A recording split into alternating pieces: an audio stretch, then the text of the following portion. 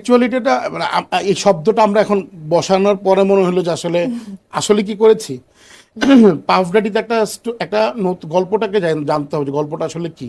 এখন ধরেন যদি আপনার প্রয়োজনে কোনো কিছু আসে, গল্পের প্রয়োজনে যদি কিছু আসে, তাহলে আমরা সেটাকে হালাল বলতে চাই।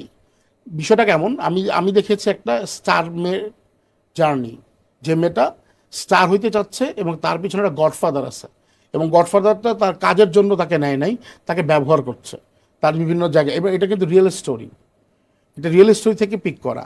সো এখন আপনি বুঝে নেন যে আসলে একটা মেয়ের লাইফের কত চড়াই উতরাই থাকে। এই ব্ল্যাক অংশগুলো তখন হচ্ছে, যে জায়গা থেকে আমরা বলতেছি আমরা মুখ ফিরে নিচ্ছি, এটা শুধুমাত্র মিডিয়ার কারণে হচ্ছে তা কিন্তু না।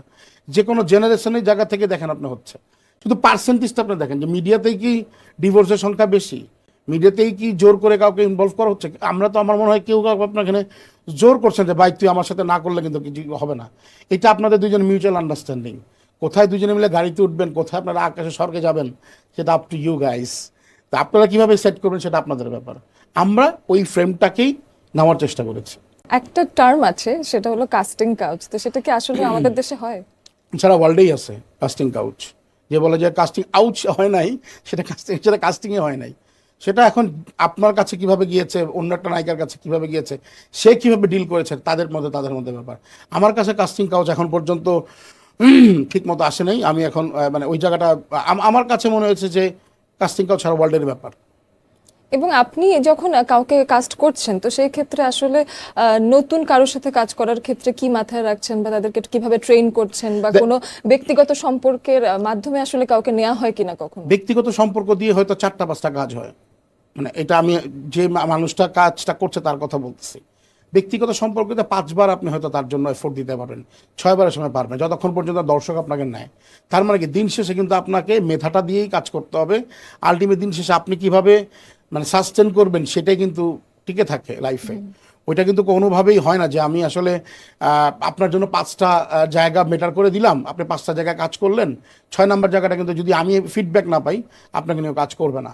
তার মানে কি, কাস্টিং কাউচের পরেও আপনার মেধার দরকার। আচ্ছা, সেক্ষেত্রে আপনার কি সিনেমা দেখা হয় এমনিতে? হ্যাঁ, অবভিয়াসলি। কি ধরনের সব সিনেমা? ধরনের, লাল নীল সবুজ কালো সব ধরনের সিনেমা দেখি আর কি।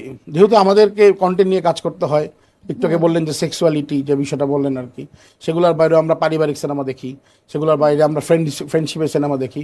এই তো লাস্ট দোপাত্তি দেখতেছিলাম, কাজলের নতুন একটা সিরিজ আসছে, অর্ধেক দেখতে দেখতে চলে আসছি আপনাদের এখানে। আচ্ছা, তো রিসেন্টলি এমন কিছু দেখেছেন যেটা ওভার রেটেড মনে হচ্ছে? Over rated? হ্যাঁ, মানে এত হাইপ আসলে হওয়ার দরকার ছিল না। আমাদের দেশের নাকি দেশের বাইরের? আমাদের দেশেরও শুনতে পারি। আমাদের দেশের এখানে এখন পর্যন্ত তো গত লাস্ট যে অবস্থা, মানে আমাদের দেশে যে পট পরিবর্তনের পরে তো আসলে এখন ভালো কিছু কন্টেন্ট দেখার সুযোগ হয়ে ওঠে নাই, বা এখন পর্যন্ত সবাই ওইভাবে ছাড়ছে না। আমার কাছে মনে হয়েছে যে যদি দেশের বাইরে বলতে চাই, কপিল শর্মা শোটা পুরোপুরি ওভার রেটেড মনে হচ্ছে আসলে। ও আগের কপিল শর্মা শোটা অনেক মজার ছিল, মানে অনেক ভালো, কিন্তু নেটফ্লিক্সে যাওয়ার পর